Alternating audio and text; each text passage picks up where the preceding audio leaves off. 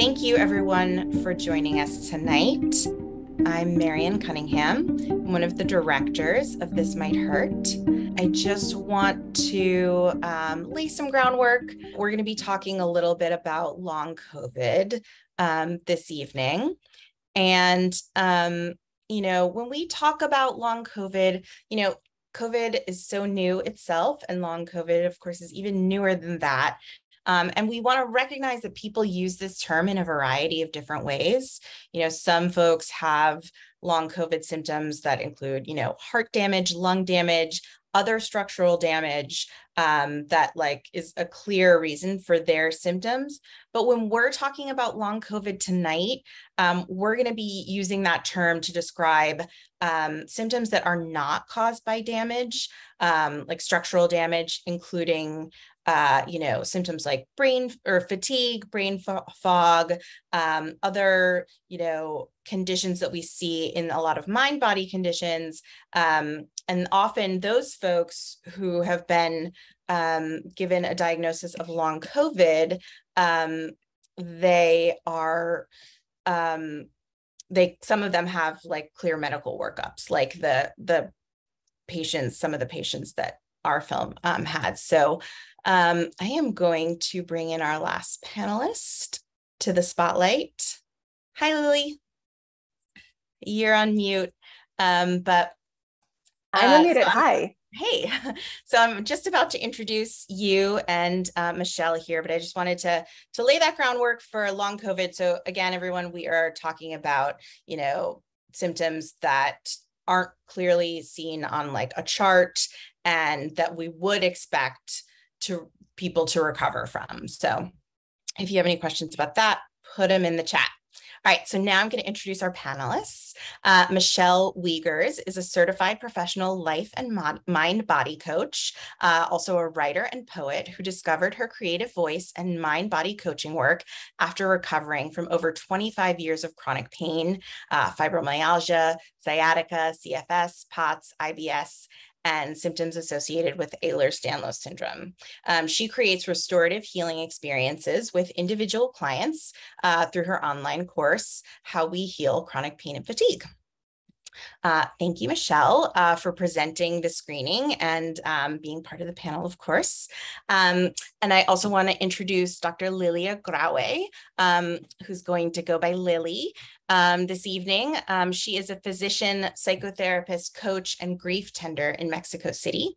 Her approach to collaborative, trauma-sensitive, healing-centered, and mindfulness and compassion-based. Her approach is collaborative, trauma-sensitive, healing-centered, and mindfulness and compassion-based. She brings together radical care approaches to foster healing and mentors healthcare professionals in engaging critical and feminist perspectives to promote justice and equity in medicine and healthcare. Love that.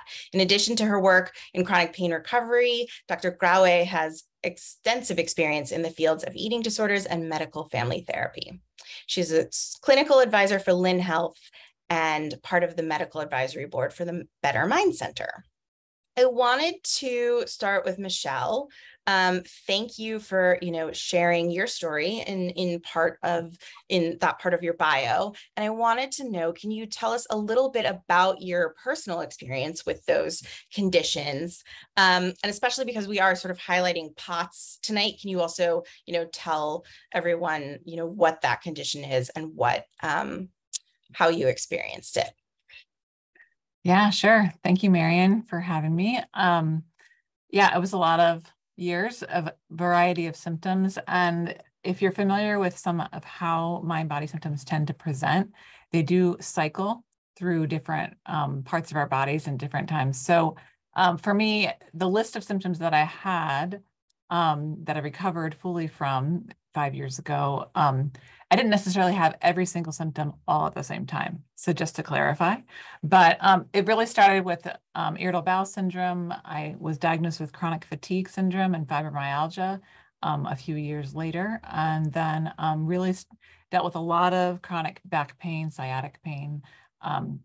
But if I zoom through, because I won't go through my whole story, but I the fatigue and the pain got worse and worse through the years. I would cycle through all kinds of different practitioners trying to figure out what's wrong. I always had this sense that there's something under the surface that we're missing, and there's something majorly medically wrong with me. There was actually a point where I contracted a mysterious virus that put me in the hospital with really high white blood count. And when that happened, I also had severe shortness of breath, dizziness, lightheadedness, incredible amount of fatigue. Like, I was so tired that if I sat up in the bed, I would be tired from sitting up. So that's the kind of fatigue I was dealing with, which is really in line with like CFS or the fatigue that can accompany POTS. And so postural orthostatic tachycardia syndrome is POTS. I was diagnosed years later with that, but I had symptoms from POTS for a few years without knowing what it was called or having a diagnosis. But for me, my symptoms presented with POTS, with the dizziness, with variable heart rates, with POTS. When you stand up or sit up, your heart rate elevates, and it can be really terrifying, actually. Experiencing those symptoms, they feel and are very physiological, but you might know from the film or from this mind-body approach that there's a huge anxiety and a fear component in the experience of POTS. So when I was in the hospital during that time, I know there were 2 points for me that were really, I look back and I think, I wonder if that was really what was exasperating my experience of symptoms, because I had a nurse tell me, oh, well, your white blood counts are so high, you're like a cancer patient. And I was like, wow, you don't tell a patient that. And then there was another experience. I was home before I'd gone to the hospital with the breathing issues, and it was so bad. I was really afraid that I was not going to make it, or that there was something really scary under the surface. So to fast forward from that, those 10 days, they did a lot of tests. They all came back negative. And it took me months to be able to like walk without getting winded. I was constantly short of breath. I went more than a year with never really bending over, because if I changed my head position, I would get dizzy and fall over. I would like pull up a chair to my fridge to reach down to the bottom drawer to get like an apple, because like I couldn't bend down. And so I really tried to adjust my life around this weird dizziness, tiredness, really extreme. I can remember, taking a shower or trying to climb my stairs. Those kinds of regular life activities became very draining. And that's often what, a CFS symptom as well. So to end the POTS sharing part, I did go and get a test done, because my doctor was trying to figure out what was going on. And I got a tilt table test, which, if you're familiar with POTS, that's like the hallmark diagnosis. And so the cardiologist at Dartmouth-Hitchcock, I live in New England, diagnosed me with POTS. And I asked him, I said, what does this mean now that I have this diagnosis? And he's like, well, we don't really understand much about POTS yet. And so I can't really give you a prognosis, and I don't have many patients. He basically was like, I don't actually know, even though he's an incredible doctor at Dartmouth-Hitchcock. So that's kind of a very brief description of my experience of POTS and how debilitating it was. Does that answer your question, Marion? Yeah, definitely. I want to get back to some of the topics you brought up in that answer in a moment, but I'd love to also ask Lily. I know you've also had experiences with chronic pain. Can you talk to me a little bit about how, as a physician dealing with that? And I know that and certainly no MD necessarily comes out of medical school knowing about this type of work. So can you talk about your own chronic pain experience and how, if and at all, that led you to the work you're doing now, or how that sort of came about? Yeah, sure. So, in med school, we are taught about biopsychosocial models for understanding health and illness. That said, I would say training and most Western classifications of diseases are very leaning towards the organic to the exclusion of everything else. So meaning we lean heavily on anything that can be documented with scientific evidence that points to a biological basis. And the rest of it is either non-existent, or we don't really understand it, or we can't really explain it in ways that we feel comfortable with. So that leads to unfortunate experiences for many people who are just dismissed by their physicians and or other medical providers. And I would say that was my case. And also I will name the fact that living in a female body is also a source of being dismissed by the medical system in many instances. And so at the beginning, it started with an injury for me. And I was constantly dismissed, like, this is not a thing, nothing happened. Then I finally got imaging. And what I want to name also is I'm a physician. Even with that level of privilege, it's incredibly difficult to get the level of care that everybody deserves. So anyway, long story short, I had an injury, had surgery, complications from that surgery, second surgery to fix the complications of the first one.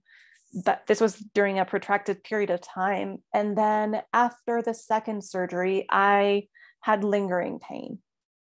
And I think that part of my experience was having been dismissed and disbelieved that there was something going on, made me constantly question whether there was something structural that had been missed. And so I had tons of imaging. I was told that I had SI joint dysfunction, so sacroiliac joint dysfunction, which was a common complication of spinal surgery. And I had lingering pain. So basically lower back pain and hip pain. My neurological symptoms resolved after surgery and neurological rehab. I had lost reflexes and sensitivity and strength. I recovered all of that, but I had lingering pain, which became chronic pain for almost 10 years.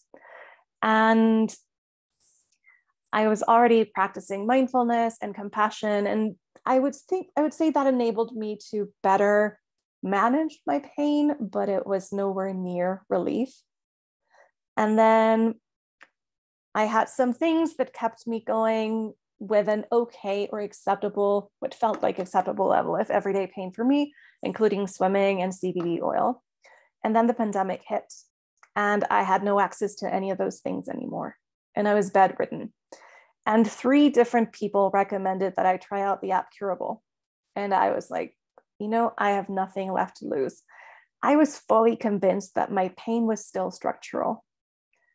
But then I was invited to consider the possibility that these mind-body practices would bring about a maybe 10 to 30% improvement. And I thought, okay, I'll take it. Like, I'll take anything. I'm curious. Let's learn about this. And from being bedridden, in a month, I was having pain-free days, which felt almost miraculous. And I was like, okay, I need to learn what this is about. So I just dived into all things mind-body medicine and started training in that. I then did a group process. I would say within around 4 months, I was completely pain-free and have remained pain-free ever since. This was a bit over 1.5 years ago.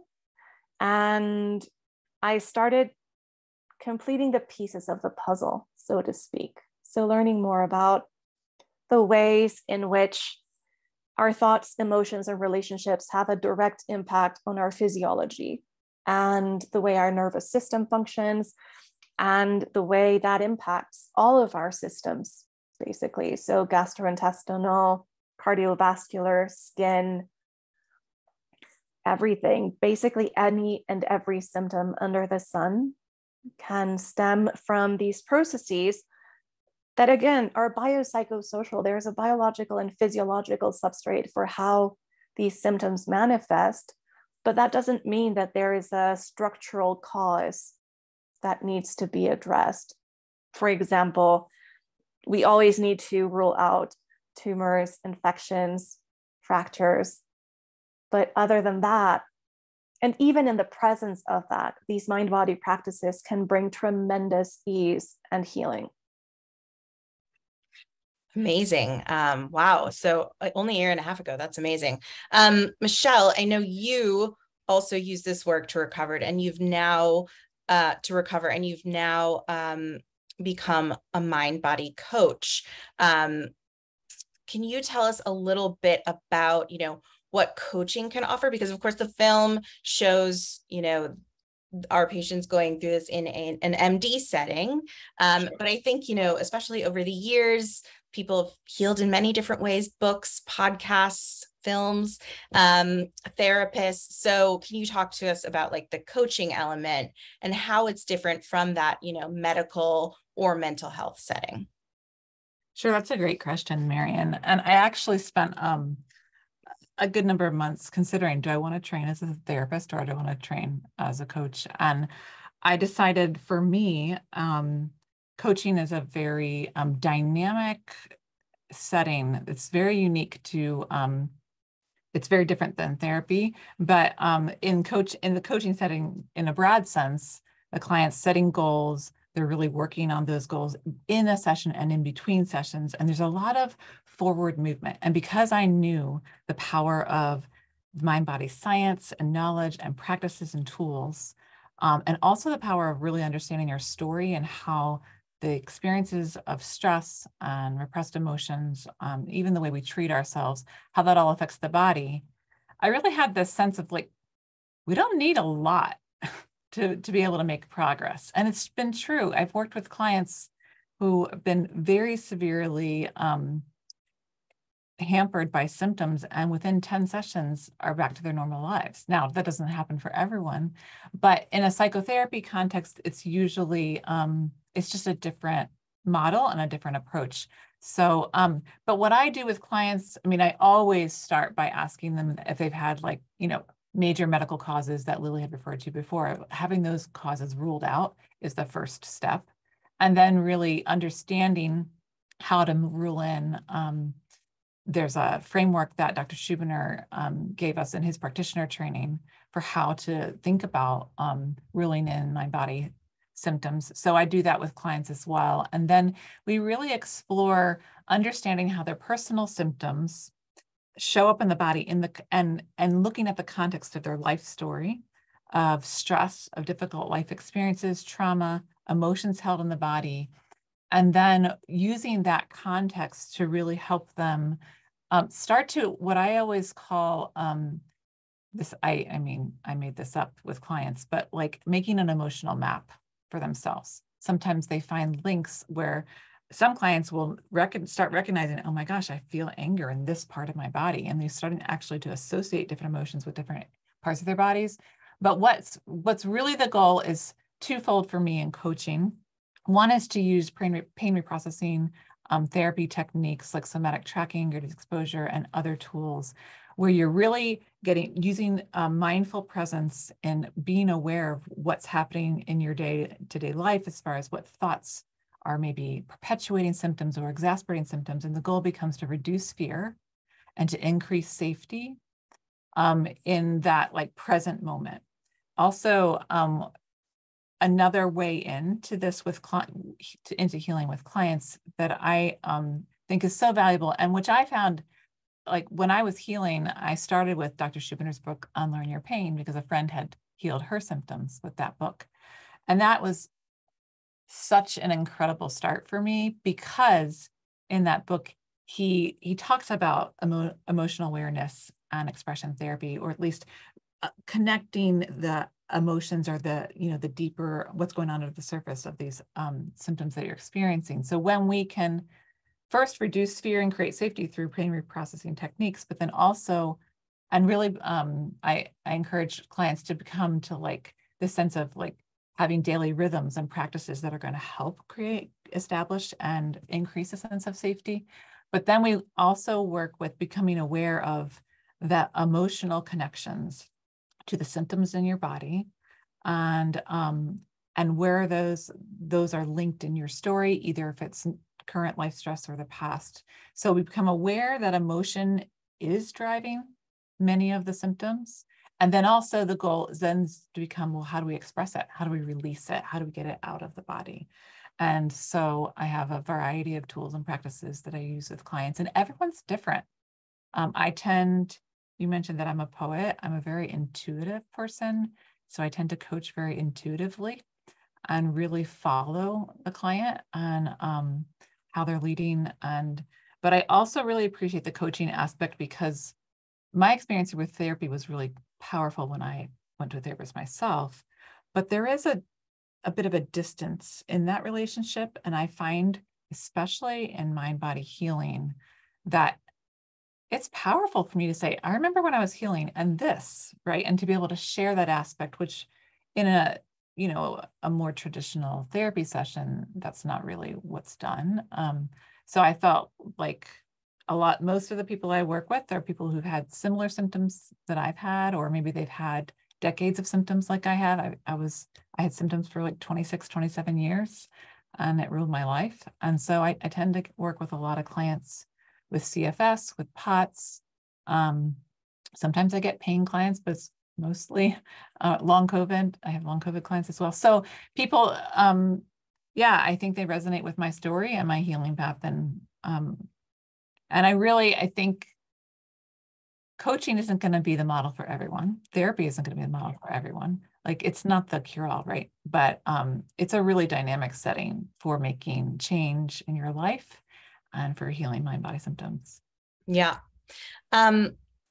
Lily, before you were mentioning, all the challenges to, getting medical care, of course, being in a female body, all the privilege that you have, and you still weren't able to access this work in a timely manner. As someone who, spends a great deal of their time trying to get this work into medical schools, therapy offices, anyone who will listen, why is that? What can we do? Give me the tips, please. How do we make them listen? I was muted. I was going to say that's like the $1 million question. I don't have a solution. I have, threads to start connecting. So one of them is educating ourselves more and trusting that our narratives of what is going on in our body are valid.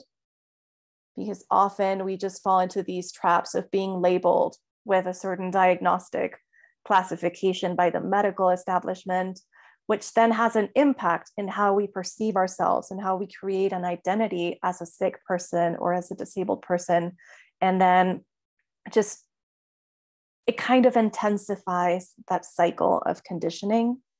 And then if somebody is told, well, we don't really know what to do with this, you're probably going to have to live with this your whole life, or we have no available answers for you or treatments, or you try over and over again with a zillion different treatments, it just perpetuates that cycle of the threat response.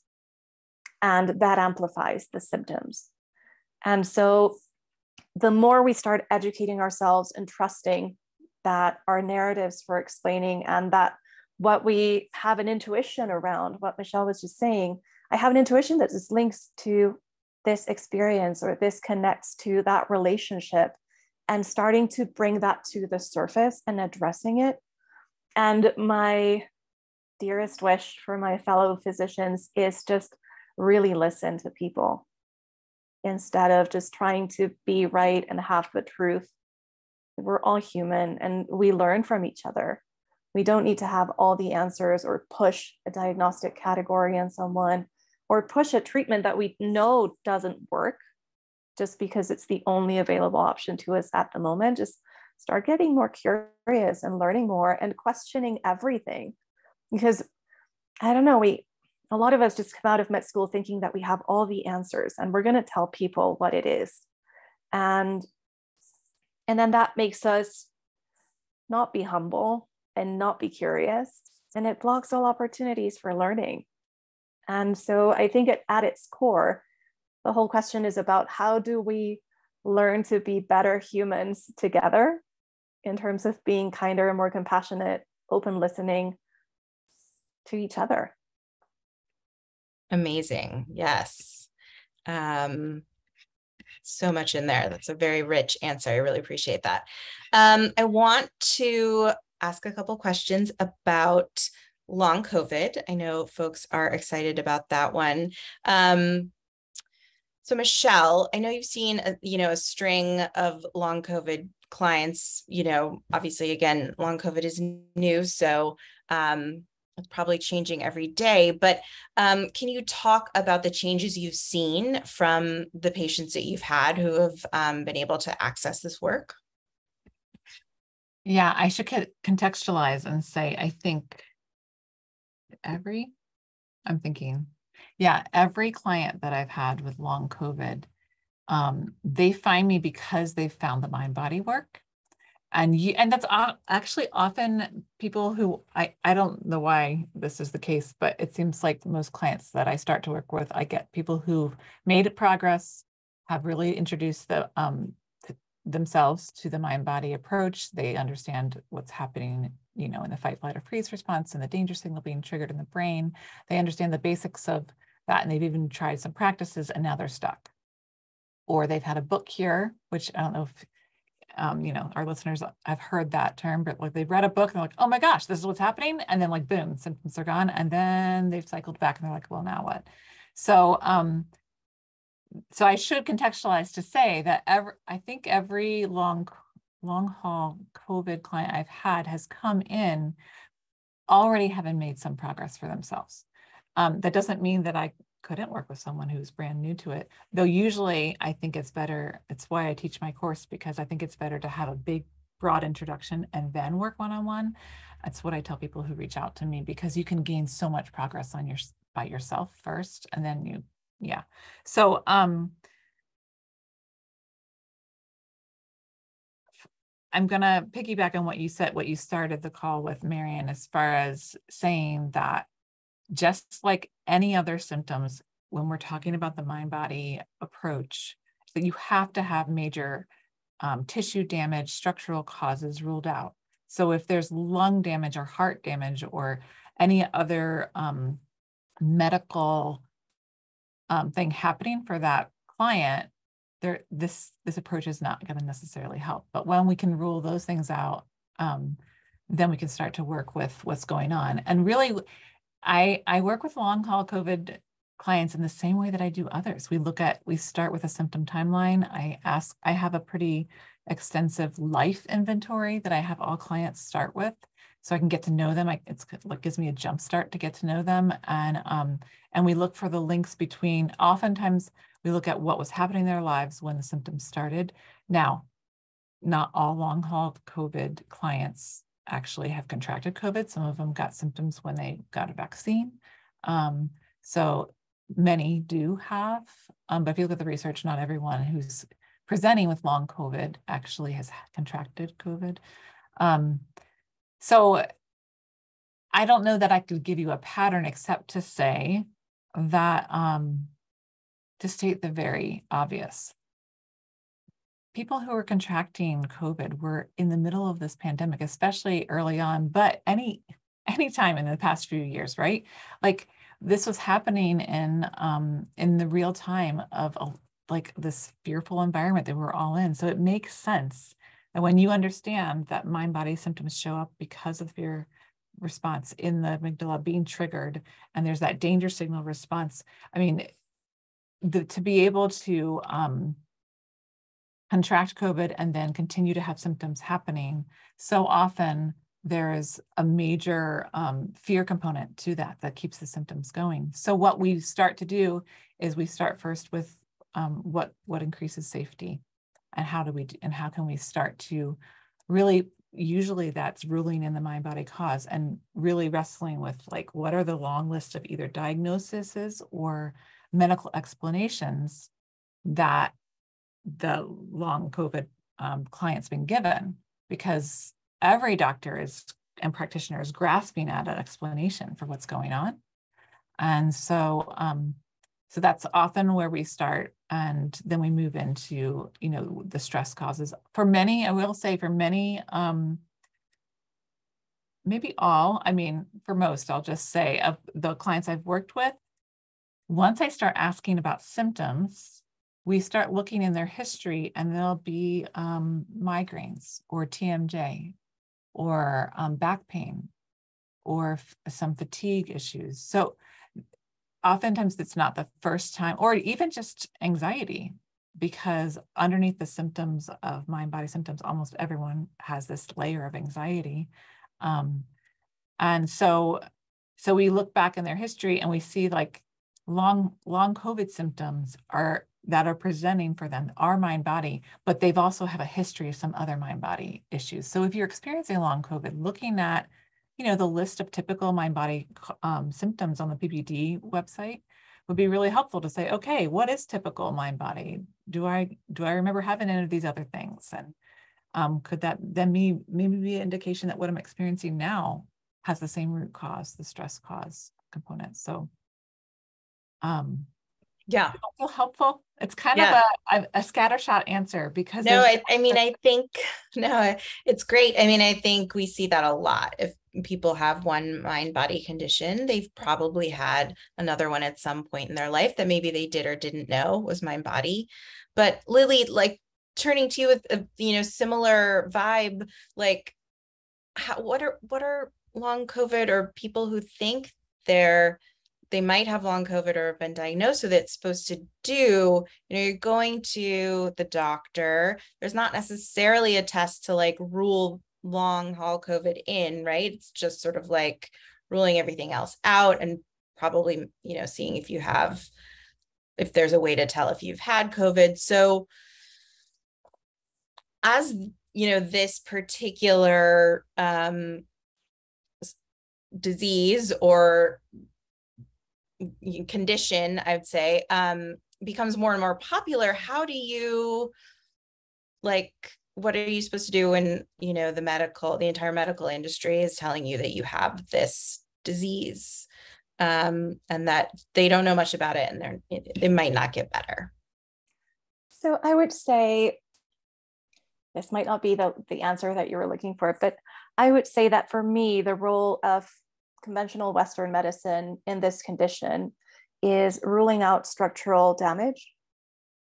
And if there is structural damage present, then providing PT, OT, medication, whatever is necessary, pulmonary rehabilitation, that kind of thing, to support the person's health and well-being.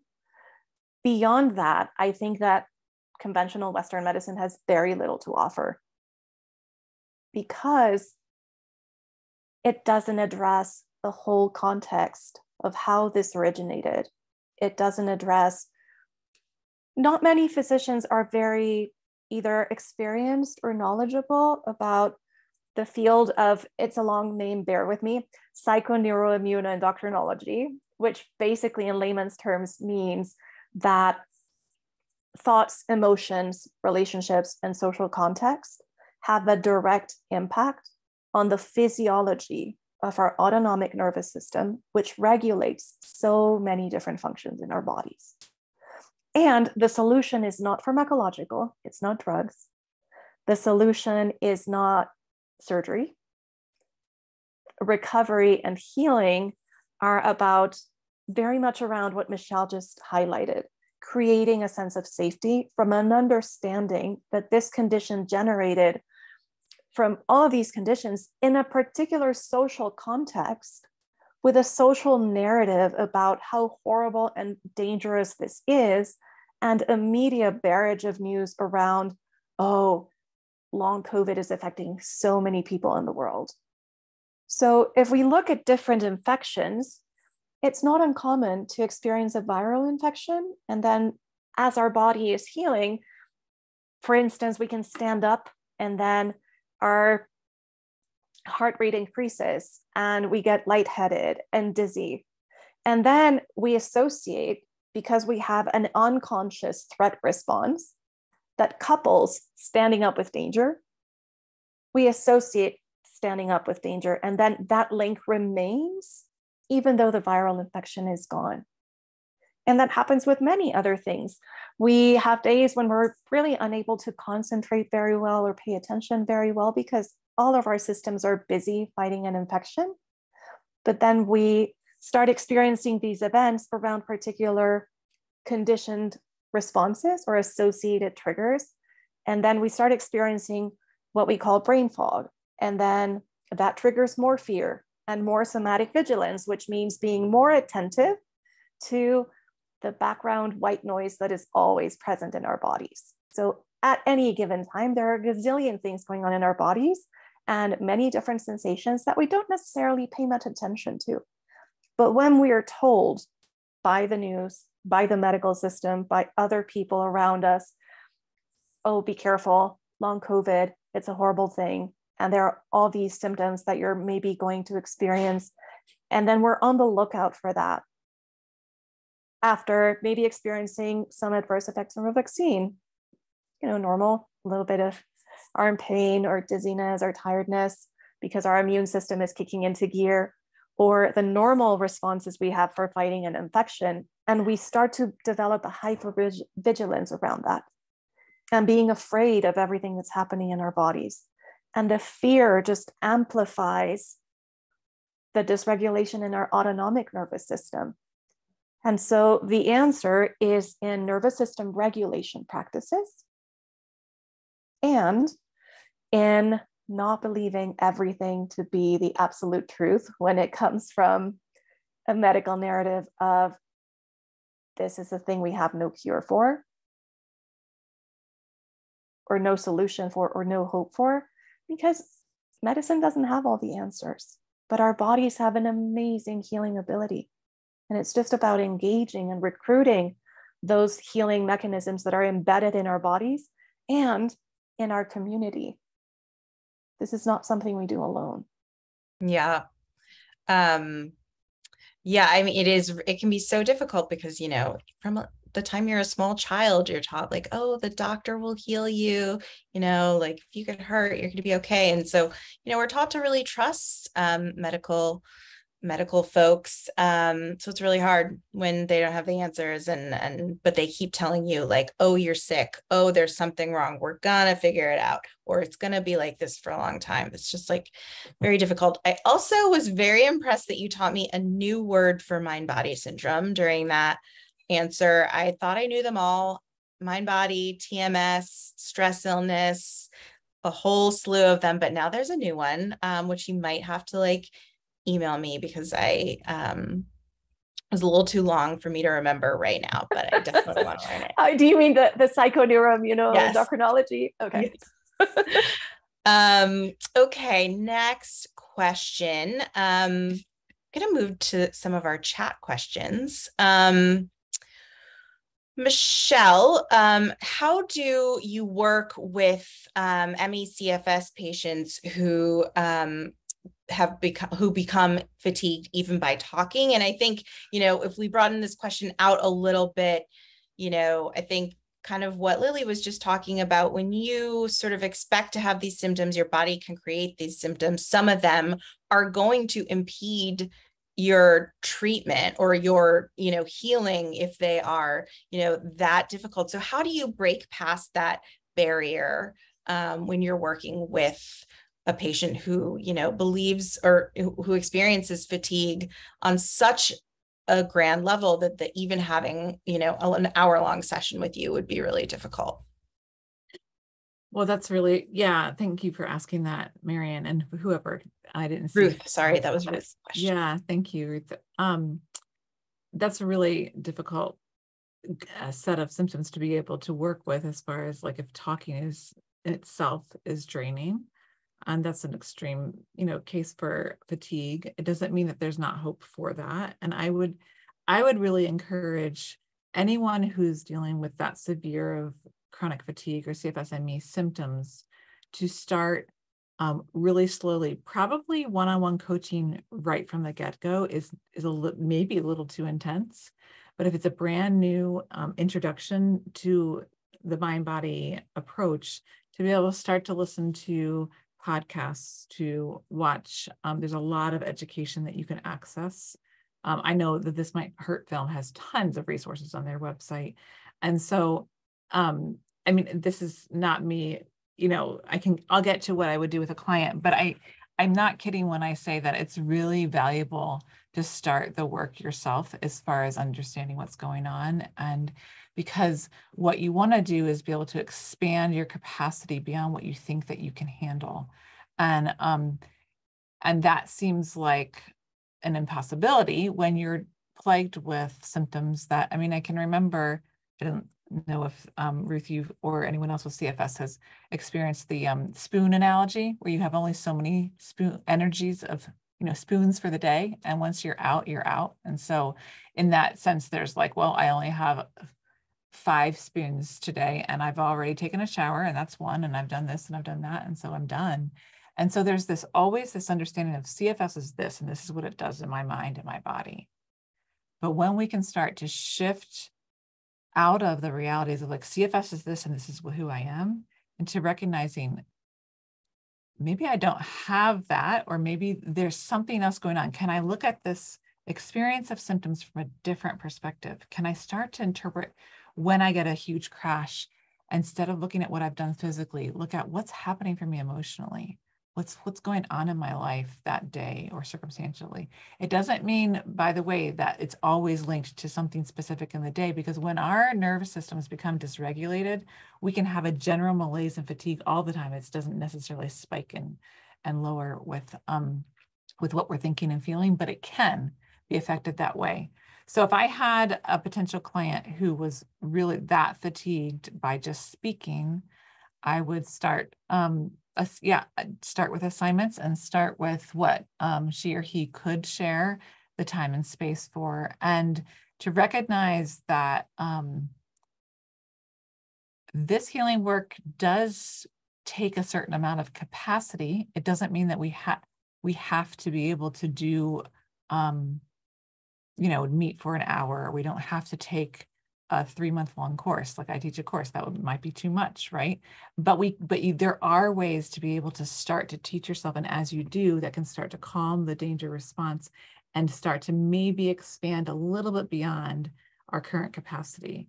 And graded exposure is the same way. When we're returning to physical activity, we don't start by like, if we were bedridden or we were homebound or mostly on the couch, whatever, we don't start by like running 2 miles. You start by imagining walking, and then you move through into actually physically doing something. So what's really becomes important is to take slowly titrated steps. I would say as well, what can be helpful, everyone's different. Some people that I work with start with the body. And so we start with the somatic practices, and we let the body lead us in what's tolerable. And that's for some of us, and I was one of these people. I was so disconnected and disassociated from my body that I got nothing. Like I couldn't start there. I actually needed to start from what was going on medically, what was going on in my life. And so I want to share that in the sense to say there are different ways in, and there's different ways to start.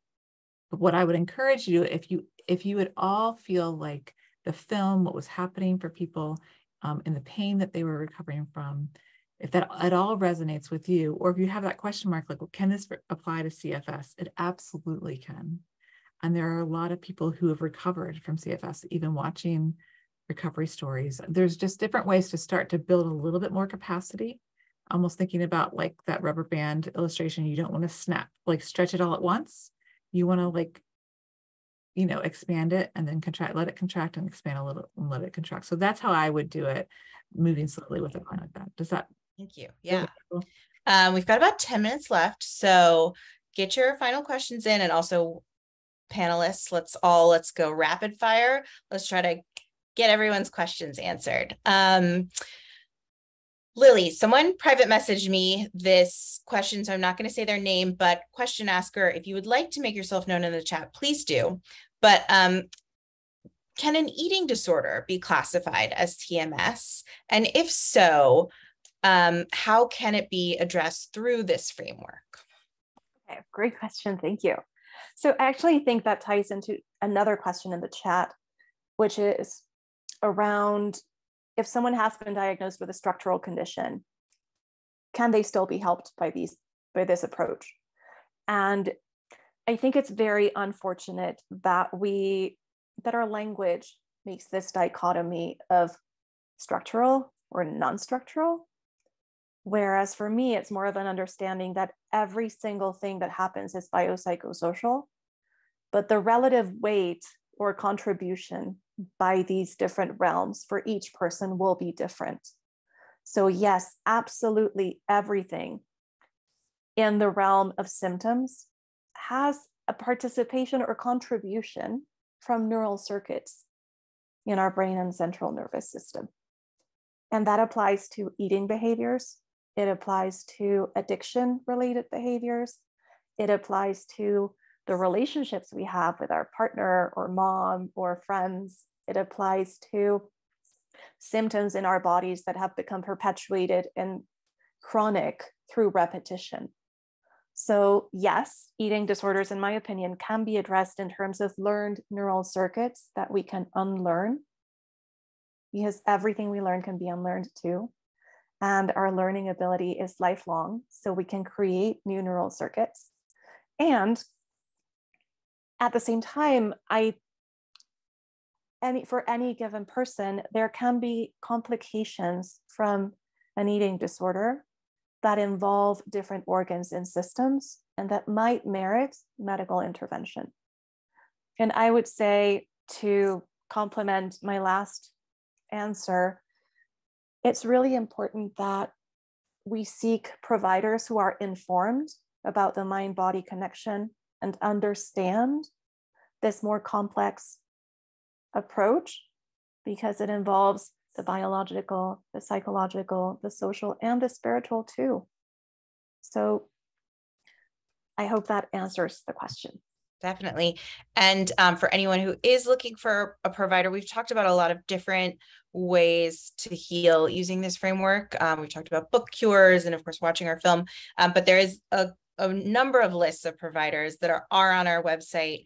And one of the ones we really trust is the PPDA Association website, which has we link to it on our site, and it has a list of practitioners in every state and a few additional countries besides the US. And then also folks who can work online and across state lines, because of course there are some restrictions around that. Okay, Michelle.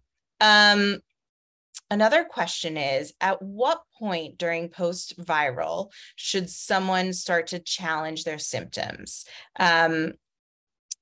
They are coming from an experience that is 1 month into post-viral with severe POTS, and they have had TMS in their history, but they're struggling internally about letting their body rest fully versus adopting the mind-body approach. So, to think about that a different way, it's like, how do I trust, even though I've had TMS in the past, how do I trust this one is TMS, and how should I approach it? Sure, that's a really good question. And I may even bat it a little bit to Lily, but my initial response would be that technically, like, the chronic definition of chronic symptoms is 3 to 6 months. So 1 month is a really quick turnaround to start evaluating symptoms. That said, from my understanding and Dr. Schuppener's training, and I would love for Lily to comment on this, that from his perspective, all experience of POTS is a mind-body process. So if the symptoms are POTS, I mean, yes, I was diagnosed with a tilt table test, and I was told that I had POTS, and the cardiologist immediately said, I'm not exactly sure what this is, like, basically. So he was willing to say, yes, I can see that your heart rate elevates with, as we, whatever, as the tilt table test was done, but he also, in the same breath, said, I'm not sure what we can do for you medically. And so that's my initial response, is to give it time, but there's nothing in the mind-body healing practices, knowledge, or tools that's harmful. In fact, so many of them, really, when we get down to the deeper root cause, a lot of the time we need to increase self-compassion and decrease self-pressure. We would need to increase, I've said it already, but increase the amount of safety, the sense of safety. And that can be in in our relationships, in our home life, in our work environments. So when we start to apply this method, it's really a life-changing construct. It's not something that's going to inhibit us, but really just help us. Lily, do you have anything to add to that question? Yeah, thank you. I'll piggyback on that and say that, well, first, let me take 2 steps back. I wanted to address the question of diagnosis. And I think it's really useful to keep in mind that a diagnosis offers the best explanation available in this moment in time, given the information we have, to describe what is going on. Most medical diagnoses are just that. In this moment, the cluster. Oh no. Okay. Well, hopefully Lily will get back to us. Michelle, we have just a question of like the best strategies to get the autonomic nervous system out of the stress response. So maybe can you just share 1 or 2 that you find like the most helpful for your patients or clients? Yeah, are you talking about specifically with POTS? Is that what you mean? I mean, autonomic. Yes, yes. COVID-induced POTS-like symptoms. Mm-hmm. Yeah. Well, it's hard to share 1 or 2, but I'll try. Breath work is helpful for a lot of people in regulating the nervous system. There's certain kinds that are more activating for certain people and some that are more relaxing for others. I'm bringing that up as a tool that a lot of people access. It's not one that helped me. So I'm not saying it from my personal experience because I don't know. It didn't help me initially. It's something I use now. But there's also the sense if you understand when we understand that I'm back. I'm so sorry. Internet just died on me. Oh, no worries. Question asker that we just filled in a question for it. There are probably a lot more resources on Michelle's website too, so you can find it there. Lily, do you want to go back to what you were saying? Yeah. Thank you. So yeah, diagnosis is basically we give a label or a name to a cluster of experiences the person is coming with. So some things we can observe or measure, those are called signs, and some things are said by the person to be experienced. So they're symptoms. So at any given time, we might say, oh, okay, so this person is experiencing dizziness and lightheadedness and instability when standing up. And then we do a tilt test, and then their heart rate increases X beats per minute after the standing up. And then, okay, so we label that POTS. But that only means that we're giving a name to describe something. It doesn't mean that POTS is a thing that exists in itself out in the universe and then lands on us and affects us. So I think it's useful to think of that in terms of not being limited by the diagnosis. And to piggyback on what Michelle was saying, we build capacity through tools that help us regulate our nervous system. Nothing that we do in the service of regulating our nervous system is going to harm us, quite the opposite. And so if we engage in those practices, what we are doing in essence is engaging the healing capacity of our mind bodies. And again, we can recruit the co-regulation aspect of it, which means doing it with another or with others in community. And that's why it's often so helpful to work with a provider who is skilled in this field, because then we can get that benefit of the co-regulation and build capacity with time. And the reason why we do graded exposure, so in other words, increasing gradually what we are doing, is just to show our brain that it is safe. Our brain and our threat response system will take a little bit to catch up to the fact that, oh, these sensations are not dangerous and this thing I'm doing is not harming me. It's not dangerous for me.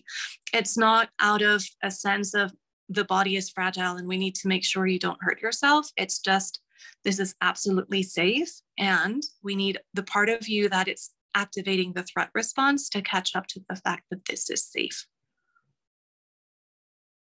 Awesome. Thank you so much.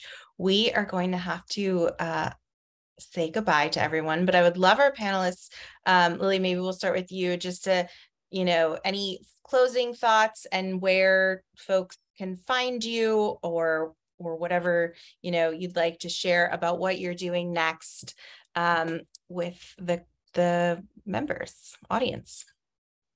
Thank you. Yes. I would say the one thing I want you all to leave here with is the embodied knowledge that your body has an infinite capacity to heal, and that there is absolute hope for recovery from POTS and post-COVID syndrome and all other symptoms that we call either TMS or neuroplastic. And thank you.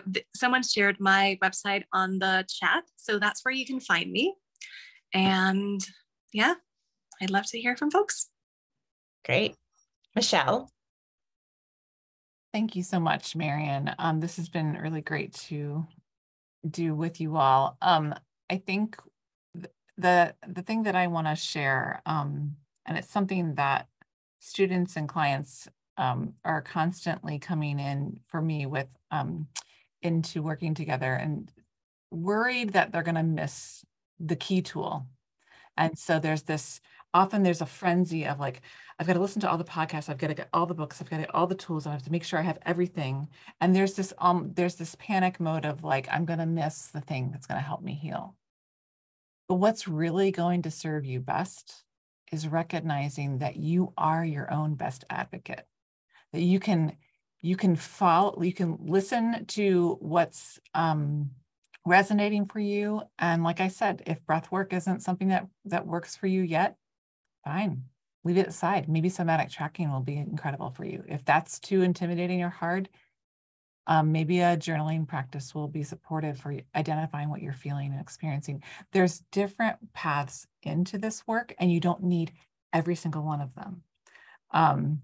So that's something that I just want to encourage you, and honestly, watching healing interviews and stories can be really, really supportive for helping to see how other people have done it and what's sort of calling to you and resonating for you.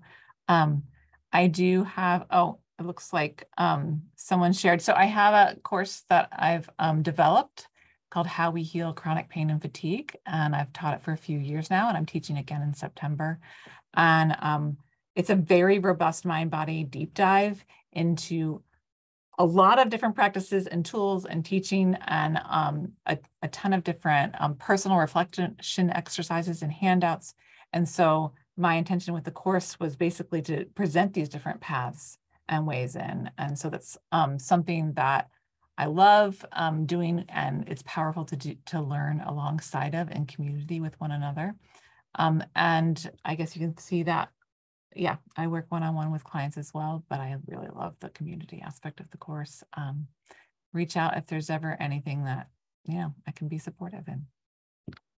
Wonderful. Thank you so much, both of our panelists, for joining us, for sharing all of this wisdom. It's been a lot of really wonderful ideas shared. And so I hope if anyone has any questions, they'll feel free to reach out to our panelists or to us. This Might Hurt. We have like a million resources on our website. So if you have any questions, just find them there. And then links to all the other places too. So thank you again for spending your Wednesday evening with us. And everyone, take care. Bye. Thank you, everyone. Bye.